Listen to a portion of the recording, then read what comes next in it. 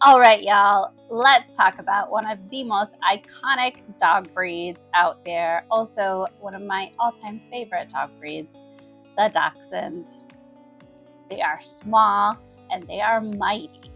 They are opinionated. A lot of people call them stubborn. They are tenacious. They are scrappy. And they're just about one of the most darling dog breeds that exists. So let's dig in. The history of the Dachshund is really interesting. So Dachshund means, in German, badger dog. Over 300 years ago, they were bred to hunt badgers. And you know how intense and vicious badgers can be. Dachshunds also intense, and they can be really vicious hunters. Their short, strong legs and huge paws are great for digging, and their bold, fearless personalities make them incredible badger hunters. Later, the miniature version of the Dachshund was bred for smaller game hunting like rabbits. There are two sizes of Dachshund that are recognized. I think there's three because I had the third, which is an unofficial size variation, but it's got a cute name. So there's the standard. Standards are the big boys. They usually have thicker legs, bigger paws, and then of course they are bigger, 16 to 30 pounds-ish. And then there's the miniatures. They are usually under 12 pounds. They tend to be a little bit daintier, kind of smaller legs, smaller paws, just smaller features. And then there's the tweenies. There's the ones that kind of fall in between, right? That 12 to 16 pound range. I had a tweenie. His name was Miles. And my current dog is just over 12 pounds, so I guess he would also be a tweenie. There are 3 distinct coat types and a variety of colors. The most common Dachshund that you see is probably smooth. They have the short, shiny coats. The probably second most common would be the long hair. They have that long, kind of silky, wispy hair. And then there's the wire haired. You don't see quite as many of these, but they are wiry. They tend to have some beards. They have that coarser, wiry hair. They look more like terriers. Colors range. You've got black and tan and red being the most common two, but you've also got variations of that. So there are dapple, there's brindle, there's piebald, which is the white with spots. There's many, many, many other variations of those, but those are kind of the ones you see the most often, again with the black and tan, and then the solid red being the most common. Some of my favorite things about a Dachshund, just how strong their opinions are, how curious, how brave, how tenacious, how smart, and how funny they can be. They fall into 2 breed groups, although you could also, with the miniatures, you could look into possibly 3 breed groups. They are definitely part of the hound group and part of the terrier group. When we talk about the smaller miniatures, you could probably also fit them into the toy group. They are smart, they are strong, they are opinionated, they are darling, they are so fun to work with, they're very funny dogs, and they're loyal. They really, really attach themselves to their people, so sometimes separation anxiety can be a concern. It was for me with my first Dachshund. Training with Dachshunds can be really great. They love to work. They're usually very, very food driven, and they're very intelligent. They can have an independent streak. They can also get bored with kind of standard training, so you have to mix it up and keep it interesting for them. But they really do love to train as long as you can really listen to them, read their body language, and keep training interesting for them. Use short, fun sessions with plenty of rewards. Remember to set them up for success. Keep things consistent. Use play. Use ability to sniff and explore as a reward. And if you've got a Dachshund puppy, make sure that you stress that early positive socialization.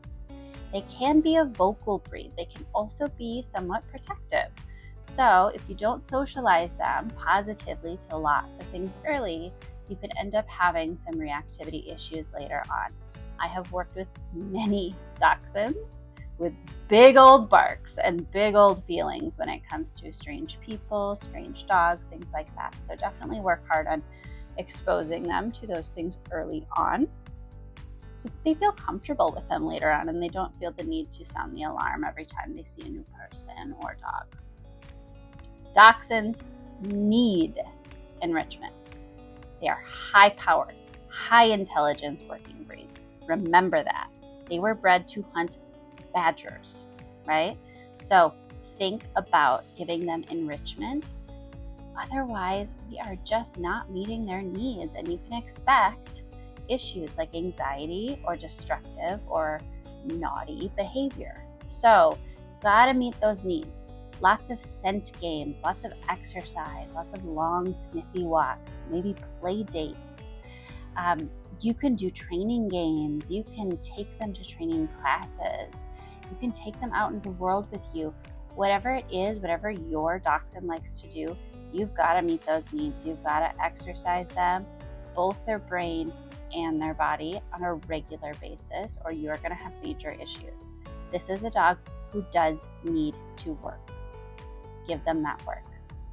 Dachsies are deeply devoted. They often bond really hard, really tightly to one person, and that person is their all. I can tell you from experience, being loved by a dachshund is about the most powerful feeling in the world. It's difficult to describe, but you can see it when you see someone's relationship with their dachshund. It is deep. So make sure you prioritize that connection. Make sure you give them plenty of time with their person. Make sure you also help them feel confident and comfortable when their person isn't around. So early on, introducing them to time spent away from their person. Positive, safe time spent away from their person, so that we can prevent separation anxiety from developing. As a hound, they will follow their nose. Keep that in mind. Use a long line when you're walking them. Unless you're in a safe area, I definitely wouldn't go off leash with your dachshund. If they see a squirrel or they catch a scent, they are very likely off. And even with those short legs, I can tell you, they are fast. As I said before, I love dachshunds. Miles Davis was my soul dog. I got him when I was 19, and I had him until I was 34. He meant and means everything to me. Losing him made me rethink my entire personality, my entire life. I wasn't sure who I was when I lost him. It took me a very long time to relearn how to live without him. After losing Miles, I lived in deep, deep grief for years. I'm going to be honest with you, I'm still there. I still struggle. We were deeply connected. He was everything to me. And he taught me so much about myself and about dogs. I have another dachshund now. His name is Story. He's very, very different than Miles, but still very lovely. He's long-haired, he's black, and he's darling. He's about 1.5 years. He's about the most friendly dog in the world, and he's always happy. So he's a very fun dog, and I adore this little guy. Oh, he's just very sleepy.